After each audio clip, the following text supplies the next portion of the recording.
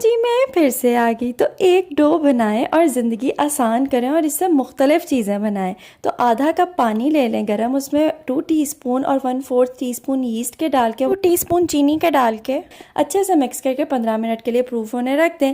یسٹ جب پروف ہو جائے تو 3 ٹیبل اسپون آئل کے، 1 ٹی اسپون سرکے کا، 1 ٹی اسپون نمک کا ڈالیں، اچھے سے مکس کریں۔ پھر 3 کپ بھر کے اس میں میدے کے ڈال دیں۔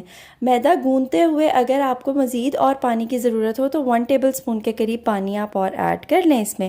اچھے سے اس کی ڈو بنا لیں۔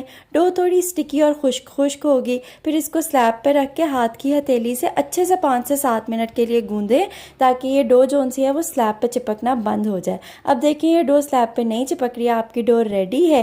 اس کو پروف ہونے کے لیے آپ اچھے سے آئل لگا کے تو رکھ دیں۔ 1 سے 1.5 گھنٹے میں آپ کی ڈو پروف ہو جائے گی۔ اس کے پیڑے بنائیں، مزیدار سا شاورما بنائیں اور پیزا بنائیں۔ ویڈیو اچھی لگی ہو تو میرے چینل کو